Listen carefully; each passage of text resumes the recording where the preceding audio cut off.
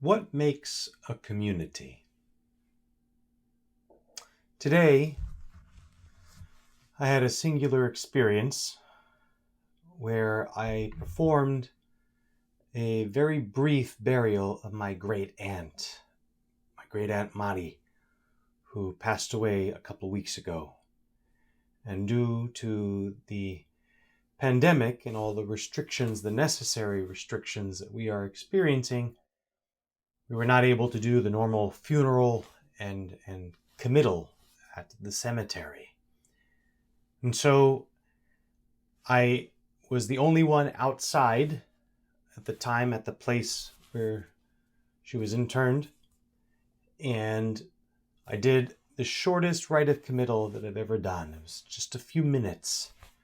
Because it was basically the prayers. My family, which was in a series of cars, was listening on their cell phones. We had a conference call.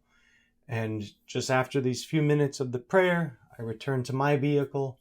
And then my great uncle was let out so that he could pay his final respects.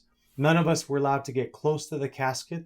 We were about 15 to 20 feet away. There was a barrier there to keep us because we were obeying all the norms of social distance.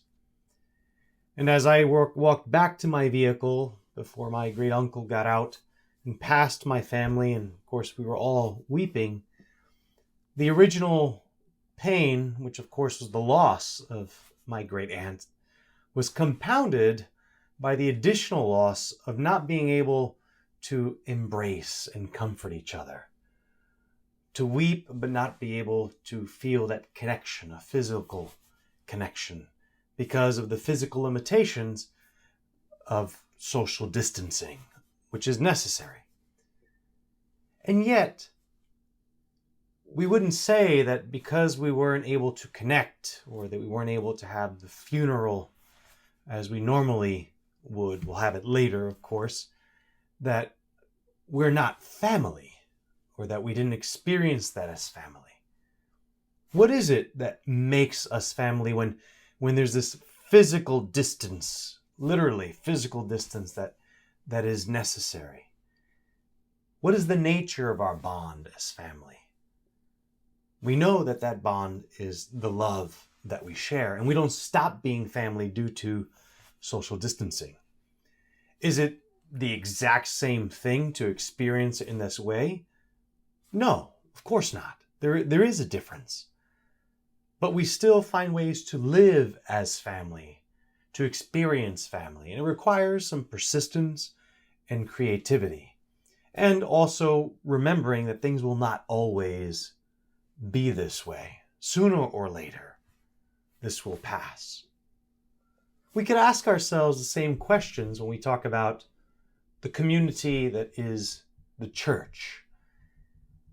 And it would be good for us to ask, well, just as we ask, what is it like being family? We'll ask ourselves, well, what is it like, or what does it mean for us to be church? What does it mean for us to be church community when we can't physically connect the way we are accustomed to? What does it mean to be church while living social distancing? It's helpful to think, first and foremost, of a term that would have been familiar to the early church, Koinonia.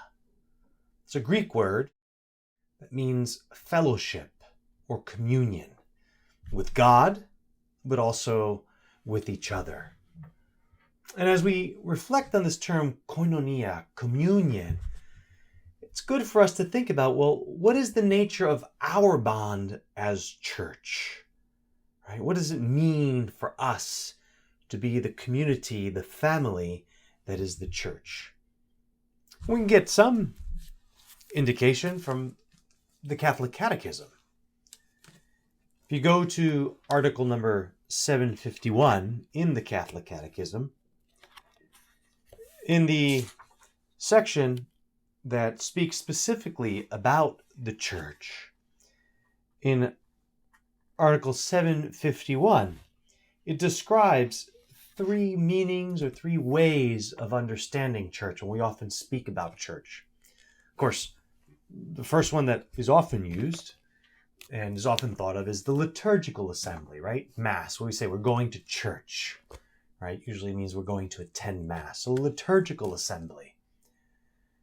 We also think about church as the local church community, right? It could be the parish, right? We refer to the church, not just the building, but all those who belong to it. It's often referred to as the diocese, right? They talk about the local church. And then there's the universal church, right? The church throughout the world that is all connected. Well, what is it exactly that connects us?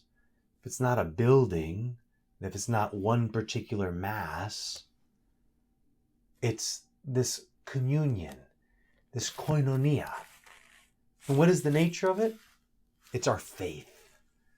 Our faith that we receive and that we commit to and that we live through our baptism. Once again, referring to the Catholic Catechism in number 804, in a summary portion of the Catechism, it talks about one enters into the people of God by faith in baptism. All men and women are called to belong to the new people of God, so that in Christ men and women may form one family and one people of God. Our faith is this loving bond that brings us together. And like the love of a family, it transcends physical limitations. Is it impacted by them? Of course, because it also has a physical expression. But it's not limited or cut off by those. How can we live this koinonia, this communion, in this current situation?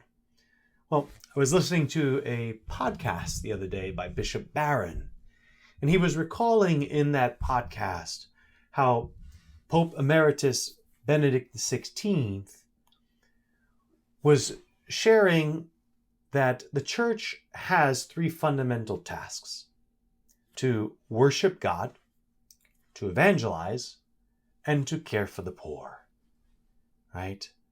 So we worship God. Obviously, the best way to worship God, the most meaningful way, is when we all gather physically for the Eucharist. Obviously, we can't do that in the same way. Many of us are probably attending, or in my case, celebrating virtual Mass, right?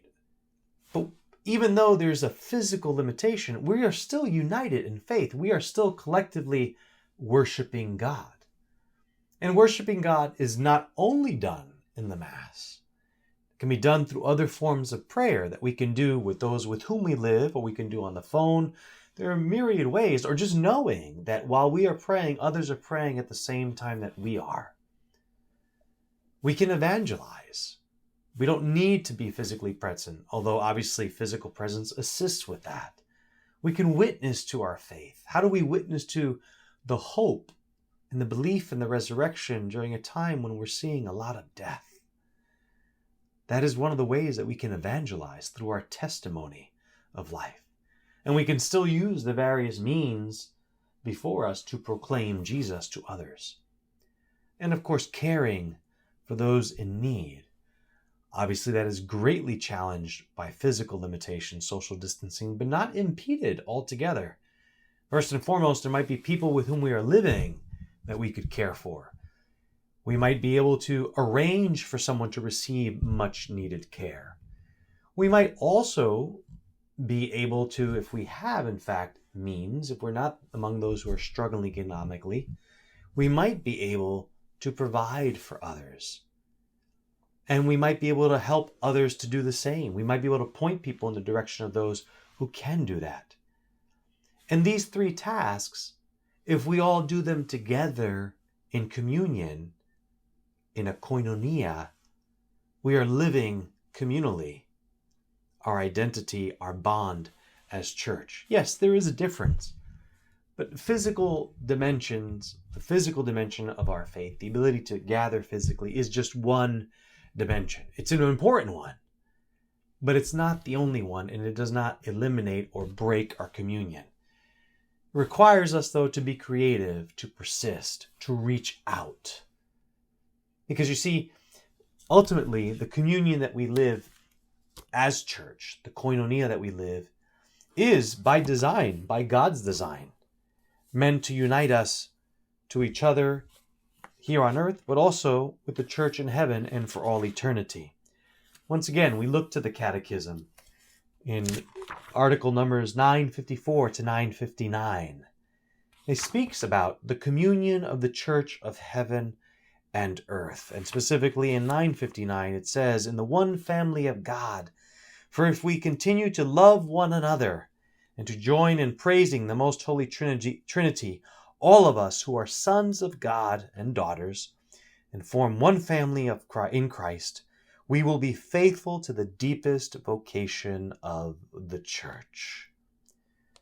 The koinonia, the communion that we live, what it means for us to be church, cannot be limited or eliminated by social distancing or physical limitations. It transcends them, and it is the bond that unites us, that requires us to continue to be creative and to persist and to choose to live our faith.